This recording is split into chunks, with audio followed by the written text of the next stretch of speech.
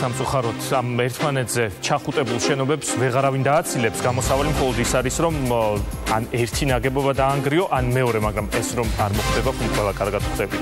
მაგრამ ჩვენ შეგვიძლია მომავალში მაინც აღარ დავუშვათ მსგავსი თვითნებობა და ქაოტური მშენებლობა ადამიანურ ჩარჩოებში მოვაქციოთ. ეს იქნება თბილისელების ერთ-ერთი მთავარი დაკვეთა ახალი მერისთვის. უკვე მე-7 დღეა, რაც ჩვენი ყოფილი კოლეგა აქტიურად არის ჩართული წინასაარჩევნო კამპანიაში. ზალიკო უდუმაშვილი ორშაბათს ოფიციალურად წარუდგინეს დედაქალაქს როგორც მერობის კანდიდატი. იმავე წუთიდან ის ზედაკავებულ ადამიანად იქცა. ზალიკო ისედაც რუსთავი 2-ში მუშაობის პერიოდშიც უჩიოდა დროის დეფიციტს, მაგრამ მაშინ ამ ერთ შენობაში მაინც უწევდა ტრიალი. ახლა კი ის მთელ თბილისს არის მოდებული. მისმა საქმიანობამ სულ სხვა მასშტაბები შეიძინა და ადრე თუ ეკრანიდან ელაპარაკებოდა მაყურებელს, ახლა პირისპირ უწევს მოსახლეობასთან და მათ პრობლემებთან შეხვედრა. მიუხედავად ასეთი დატვირთული გრაფიკისა, ზალიკო მაინც იცლის ახლობლებისა და მეგობრებისთვისაც, ზოგჯერ საკუთარი თავისთვის და რა თქმა უნდა ჟურნალისტებისთვის, მაგალითად თეა ადეიშვილისთვის.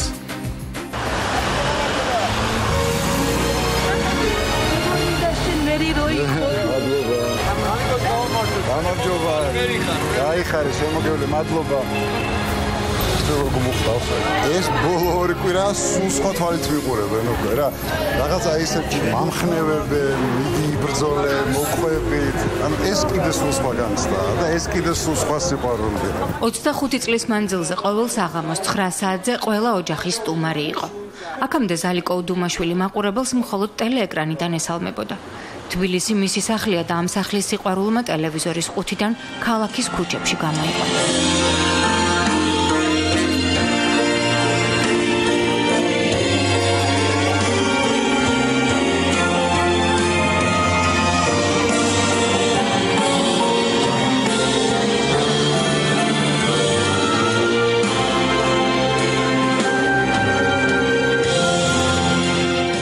ოცნება არ აქვს, მე გეგმები მაქვს კონკრეტულად.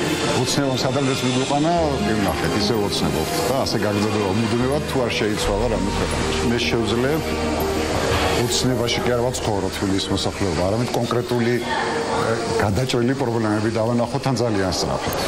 თბილისის უბნებთან და ქუჩებთან თავისი მოგონებები აქვს, მაგრამ განსაკუთრებით ბევრი პეკინის გამზირთან. ეს არის ჩემი ქუჩა, მშობლიური ქუჩა არის, ყველაზე მეტი დრო ალბათ ჩემ ახალგაზრდობაში აქამა გატარებული, პეკინის გამზირი, ვაჟა-ფშაველა და მიმდებარე ქუჩები, იოსებიძე და ასე შემდეგ. ნუ ეს ჩემი უბანი. ეს იყო მთავარი ადგილი, ხა სკოლიდან გამოვიდოდით, ვინ მოწონდა იმის გაცილება სახლში და შემდეგ დაბინავება რომ შენ ჩვიდად ყოფილიყავი და ასე შემდეგ. აი ეს კიდე ეს შთამბეჭდავი. მაგალითი როგორ უნდა იმუშაო რომ პეკინგ სტრიტ დააწერო. ნარმანიას პეკინგზე მიმდინარე სამუშაოებს ყურადღებით აკვირდება და წინასაარჩევნო რემონტით არ ტყუვდება. ეს ხო წინასაარჩევნო კეთდება მხოლოდ არა, ეხა გადაწყვიტეს რომ არჩევნების წინა დღეს საზეიმოდ ლენტი გაჭრან, რომ გაკეთდა ქუჩა. სამაგეროდ მთელი ზაფხული, აი ეს 40 გრადუსიანი სიცხეები პეკინის ცხოვრება უნდა გადაიტანონ სულ ჯოჯოხეთში. ყველი უბედურება ძალიან ცუდი პერიოდი შეირჩა ამისთვის. შეიძლება და ეტაპობრივად გაკეთებული იყო ისე რომ ამხელა დისკომფორტი არ მიეღოთ არც მოსახლეობას, არც ავტომფლობელებს, რომლებიც აი როგორ დადიან და საიდან უვლიან წრეებს კაცმა არ იცის. საარჩევნო კამპანიის დაწყების დღიდან ყველა კვლევა აჩვენებს, რომ ბოლო 5 წელიწადში დედაქალაქის მთავარ პრობლემად თბილისელებს საცობები და პარკირების მოუწყობელი სისტემა მიაჩნიათ.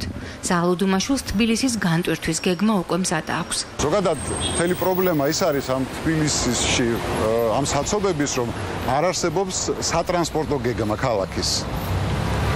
ანუ როგორ უნდა იმოძრაონ ავტომობილებმა დედაქალაქში. ამ ძალიან მარტივია ამის გაკეთება. რამდენიმე თვიანი პერიოდი ჭირდება, უბრალოდ სპეციალისტები უნდა მოიწვიო, დასვა და ამუშაო და დაგიდებენ გეგმას, რომელი ქუჩა უნდა იყოს ცალმხრივი, შუქრისანი, სად როგორ უნდა მუშაობ და ასე შემდეგ. რაც ასეთი გეგმა თბილისს ახლა არ გააჩნია. არ გააჩნია.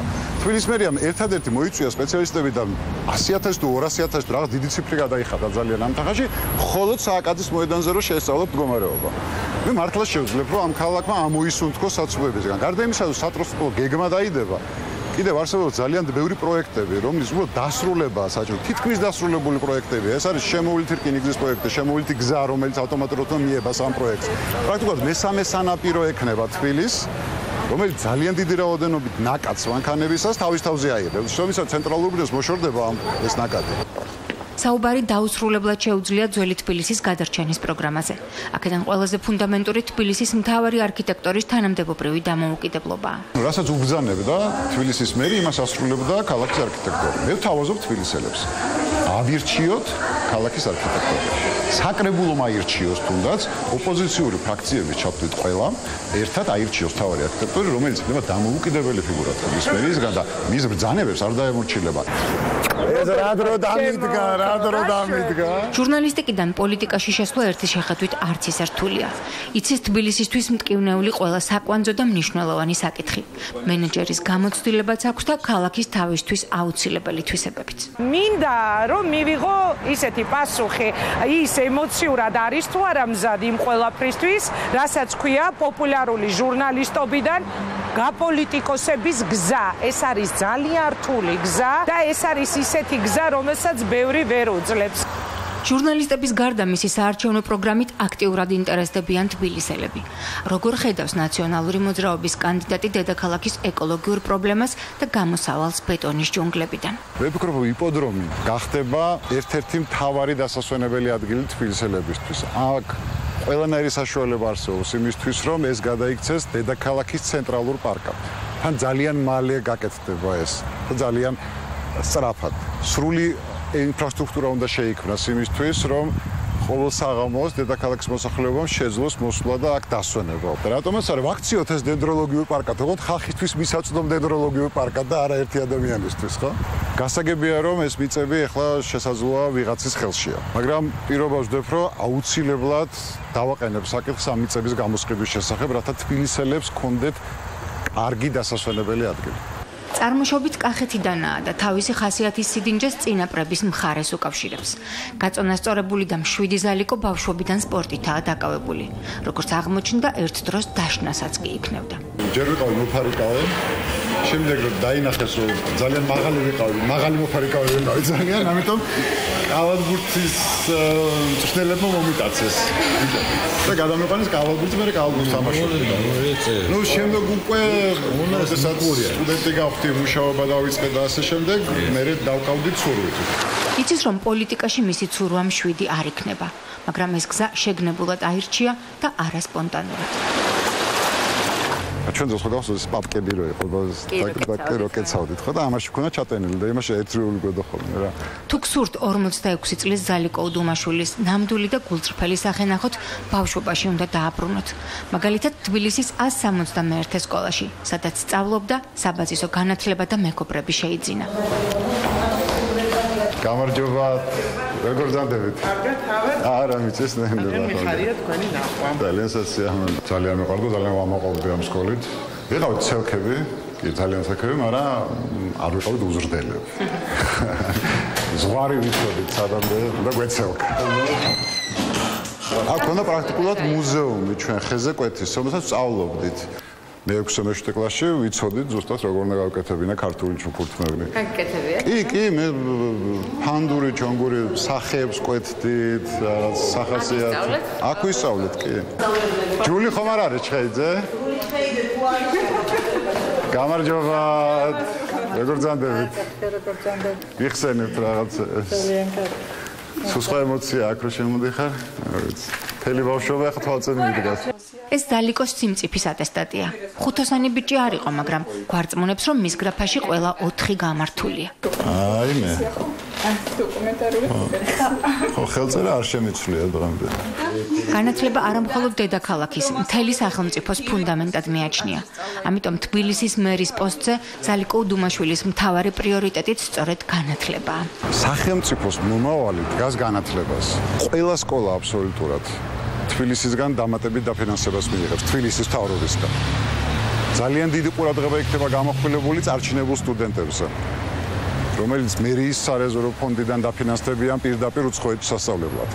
ეს არის ძალიან კონკრეტული გეგმა, რომელსაც განვახორციელებ ჩემი მერობის პერიოდში. განათლება იქნება ერთ-ერთი ყველაზე პრიორიტეტული. დაფიქრდი? და თუ სორბასოს მოვცემ ეს გასაღებაში. ის ჭრის განესვის გარეშეც, ის არც ლდება, არც შრება, მისი მოხარშვაც შეიძლება, მასზე ტკბილი და მასზე მწარე არაფერია. თავისი ინტელექტის სხვადასხვა ტელეპროექტებიდან არაერთხელ დაამტკიცა. ახლა თბილისის მერის გასაღების მოპოვებას კონკურენტულ გარემოში შეეცდება. ზალიკო უდუმაშვილიც გამოცდილი კაპიტანია, ოღონდ ინტელექტუალი. ქულები და გამარჯვება მხოლოდ საკუთარი გუნდისთვის მოაქვს და შეურაცხყოფის გარეშე გიპასუხებთ კითხვაზე: რა, სად, როდის, რატომ, რისთვის. უდუმაშვილმა გაათანაბრა ანგარიში. ფრანგულის პედაგოგისა და წარმატებული ინჟინერის შვილი სკოლის შემდეგ ექიმობისთვის ემზადებოდა, მაგრამ ზოოვეტის სტუდენტი გახდა და პირველივე კურსზე შემთხვევით ჟურნალისტიკაში აღმოჩნდა. ჯერ მეორე შემდეგ კი პირველ არხზე ალიონში მუშაობდა. ბოლო 15 წელია კურიერის რიტმით ცხოვრობს.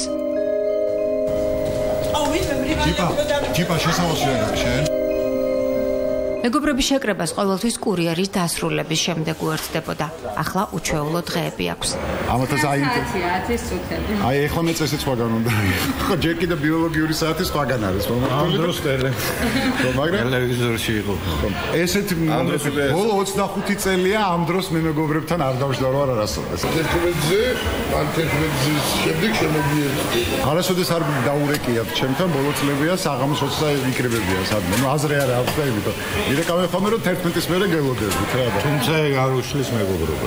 ძალიან მაგარია ყოველი აი მსგავსი სიტუაციის დროს რომ მორჩებოდა და რეკავდა აქ აზრი მოსვლას თუ არა. ჩვენ ყველანი ისეთ კონდიციაში ვიყავით და ეკითხა ლოგიკური იყო. დამედებით აღშიდეთ მოსვლა დრიმ. არ მოუსწრია მოხსნა და ისე მოსვლა. თორე საღამოს რასაც რაღაც მაკლია სახელზე. აშკარად გზნობ ხოლმე. პლატფორმაში ვერა. 9 საათი რო ხდება, სულ ფიქრობ რომ სხვაგანა ვარ. იქ არა ვარ, სადაც უნდა ვიყო. იმიტომ რომ სტუდიაში უნდა ვიყო ამ დროს წესით მე რა და ალბათ ეს რეფლექსია დიდი ხანი გამყვება, იმიტომ რომ ეს ჩვეულებრივი ბიოლოგიური საათია. 9 საათი მთელი ორგანიზმი თავისთავად იჭიმება, მობილიზაციას აკეთებს. დღეიდან ბარაკ ობამა უკვე ოფიციალურად ზალიკო უდუმაშვილი 25 წელი მხოლოდ სტუდიაში არიჯდა. როგორც ჟურნალისტი ის აშუქებდა რეპორტაჟებს მსოფლიოს სხვადასხვა ქვეყნებიდან. ფლორიდაში მდებარე მცირე საწარმოში ამერიკელებისთვის უკვე კარგად ნაცნობ ტკბილეულს ამზადებენ. ამბები ყოველთვის ტკბილი არ იყო. როგორც რეპორტიორმა საარჩევნო კამპანიის თავისებურებები კლასიკური დემოკრატიის ქვეყანაში შეისწავლა და დასკვნაც გამოიტანა. თუმცა როდესაც ამ ქვეყანაში ხარ, ძალიან მალე ხვდები, რომ გადამწყვეტი მნიშვნელობა არ აქვს, ვინ გაიმარჯვებს არჩევნებში. ამერიკელმა ხალხმა თავისი არჩევანი 200 წლის წინ უკვე გააკეთა და ამას ვერაფერი ვეღარ შეცვლის. ზალიკომ კარგად იცის, რომ ქართული ოცნება ამერიკულ ოცნებას არ გავს და ამიტომ აქ და ახლა გადამწყვეტი მნიშვნელობა აქვს, ვინ გაიმარჯვებს ოქტომბრის არჩევნებში. მოგცემ მე იმის საშუალებას, რომ აი ეს გეგმები და ეს მიზნები, რაც გაგაჩნიათ თბილისთან დაკავშირებით არჩევის შემთხვევაში განახორციელო. გუნდური მუშაობის საშუალება არ გექნება. ამაზე თუ გიფიქრე. კი, როგორ არ მიფიქრე, მაგრამ ნახეთ, თბილისის მერი არის ერთ-ერთი ყველაზე მაღალი ლეგიტიმაციის თანამდებობა. იმიტომ რომ ის არის თითქმის მილიონიანი ამორჩევლის მიერ არჩეული მერი. მას აქვს ძალიან დიდი ლეგიტიმაცია და ის არის სრულიად დამოუკიდებელი მოთამაშე, თუ რა თქმა უნდა ამის სურვილი აქვს მერს. და მე ბუნებრივად ხვდები სრულიად დამოუკიდებელი, იმიტომ რომ გამარჯვების შემთხვევაში მე თავაზობ პირიქით, აქეთ მე თანამშრომლობს ხელისუფლება, იმიტომ რომ მე ჩემს გასაკეთებას მაინც გავაკეთებ. თბილისს აქვს თავისი ბიუჯეტი, თავისი გეგმები და ეს გეგმები უნდა განახორციელოს. აქ ვერავინ ვერ ჩაერევა ზედმეტად. მაგრამ რაც შეეხება თბილისს, რომ უკეთ გავხადოთ, თუ ამაში თანამშრომლობაზე წამოვა ცენტრალური ხელისუფლება, მხოლოდ მოიგებს. ეს არ არის მარტო თბილისის მერის არჩევნები, ან რეგიონის თვითმმართველობის არჩევნები. ეს არის რეფერენდუმი, რომელსაც უნდა გადაწყვიტოს შეიცვლება თუ არა ეს ქვეყანა. თბილისის ცვლილებით დაიწყება მთელი ქვეყნის ცვლილება და მე შევძლებ მართლაც რომ დაბანახო ყველას, როგორი უნდა იყოს ქალაქი და როგორი უნდა გახდეს შემდეგ მთელი ქვეყანა. ეწვის ხიდზე წარმატებით გავლა გამოვლის გამოცდილება ჯერ კიდევ რუსთავიორში მუშაობის დროს მიიღო. წარმატებას უსურებ, რა თქმა უნდა, ზალიკოს. მხოლოდ თბილისის მერს არ ელოდება, ოღონდ წინ დიდი საზრუნავი თვითმმართველობის არჩევნებზე, ბევრი სხვა ქალაქიც აირჩევს.